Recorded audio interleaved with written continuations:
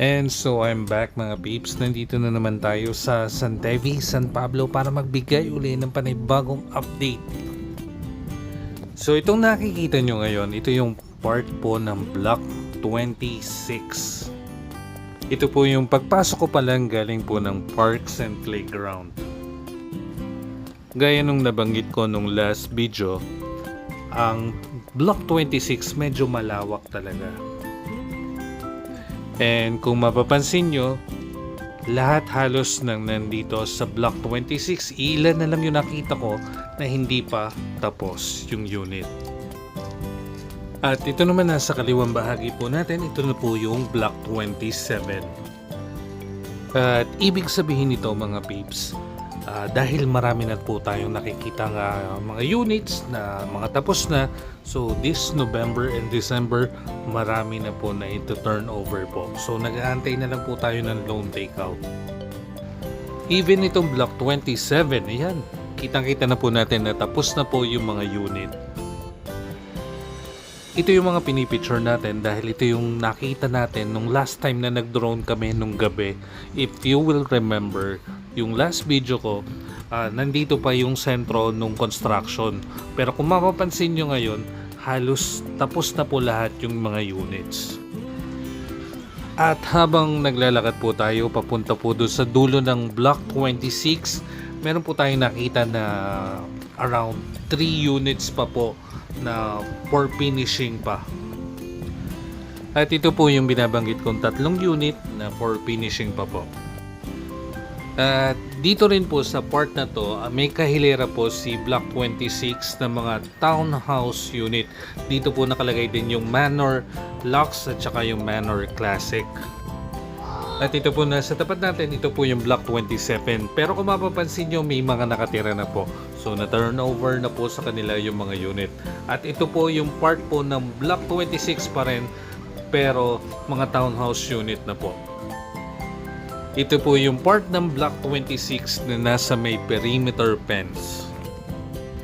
Mag-shoutout na rin ako sa lahat ng mga homeowners po ng Block 27 at Block 26. Yan, shoutout po sa inyong lahat. I hope mag-subscribe po kayo para lagi nyo po nakikita yung update po natin dito sa San Tevi, San Pablo. And punta naman tayo dito sa likod ng Block 26.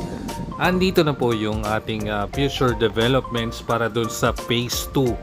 So yan, dun sa mga naghahanap na po ng unit dito sa San Tevi, San Pablo, meron na po tayong available dito sa Phase 2. Ang maganda dito mga peeps, itong ating Phase 2, halos gawa na rin po yung mga concrete roads natin. So nakahanda na po siya for construction na po ng ating Phase 2. At even yung ating perimeter fence, napansin ko po na purong buhos din po siya at marami pong nakalagay na bakal. Kaya sobrang tibay po ng ating perimeter fence. Sobrang lakas din po ng hangin dito, kaya yun, buti na lang wala po yung drone natin at medyo masasasaan na naman po sa lakas ng hangin. At alam nyo ba mga peeps, itong ating Phase 2, malapit lang din po siya dito sa ating Parks and Playground.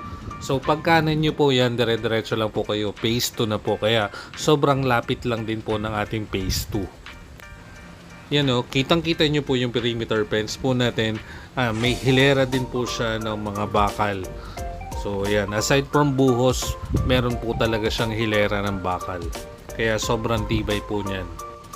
Kung meron po kayong ibang katanungan regarding po kay San Tevi, huwag po kayong mahihiya pong magtanong. Yan, nandito po tayo always para i-assist po kayo at sagutin po lahat po ng inyong katanungan. Pwede nyo po kaming i-call or i-text mga peeps sa aming number. Yan, nandyan lang po sa screen.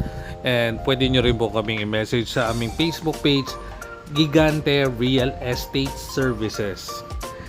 And you can also visit us dun sa aming office. Located lang po at M. Paulino, corner Rizal Avenue. Katabi lang po ito ng MS Moda. So nasa second floor lang po kami, tapat po kami ng BDO M. Paulino. Dun sa bago pa lang na nakapanood po nitong video na to at interested po na mag-avail dito sa San Tevi, San Pablo, yan, message lang po kayo para ma-assist po namin kayo. Always keep in mind po, bago tayo makipag-transact, you have to see to it na licensed and accredited real estate service practitioner po yung inyong kausap. By the way, Block 26 din po itong nadadaanan natin dito sa kanan, and yung katapat natin is Block 27. So ito na po yung binabanggit ko po ng mga townhouse unit na nasa Block 26 na katabi lang po siya ng perimeter fence. And even doon sa mga nakikita po nating Facebook post yan, lagi nyo pong i-check muna kung nakalagay po yung kanilang license at saka yung accreditation from PRC at DSUD. Para mas madali nyo na rin po ma-identify kung sino po yung legit nyo pong pwedeng pagtanungan ng inyong inquiry. In fact, part na po siya ng batas ng Rizal Law. Ito po yung Republic Act 9646.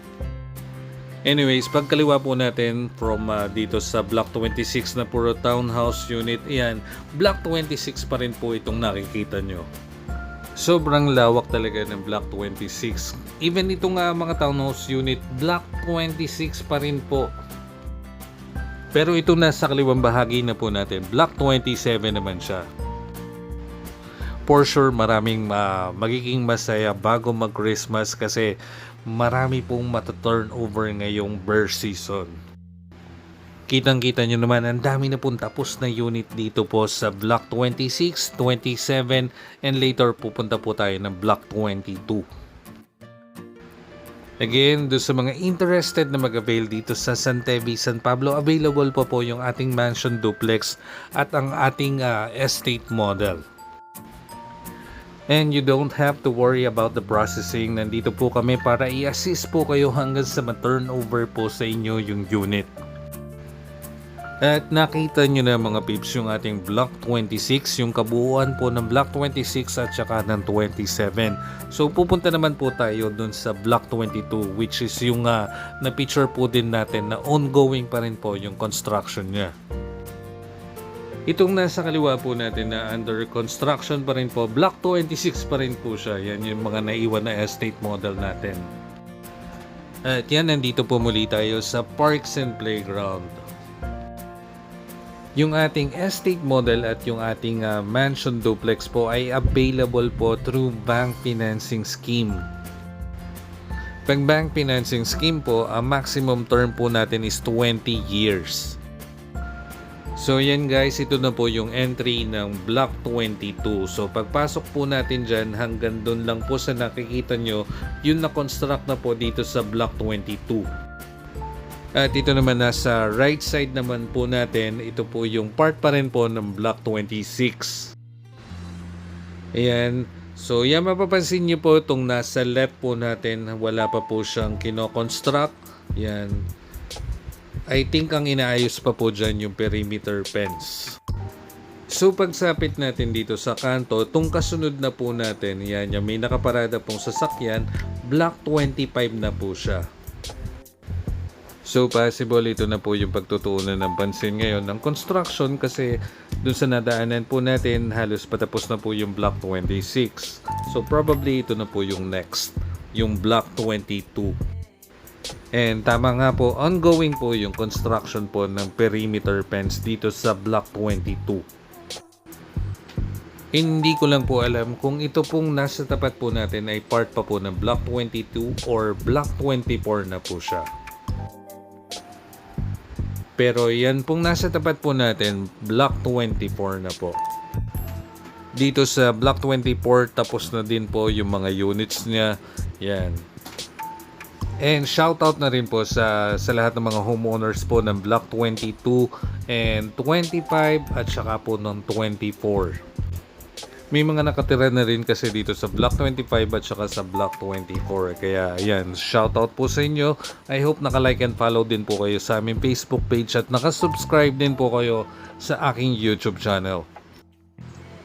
At ito pong nasa tapat ko po muli ay Block 26. Yan, walang kaumay-umay po.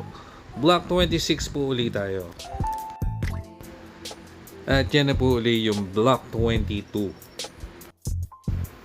So, paano mga peeps? I hope na gustuhan nyo po itong bagong update ko for Santevi. Doon sa mga hindi pa po nakakakilala sa akin, My name is Marcus J. Yan, you can subscribe to my YouTube channel para lagi po kayong posted sa mga gagawin ko pong bagong updates dito sa mga projects na handle po namin, including po itong San Tevi, San Pablo. Next time, sana makapag-aerial na po tayo para maipakita ko po sa inyo uli yung kabuuan ng developments dito po sa San Tevi, San Pablo. Thank you for watching mga peeps.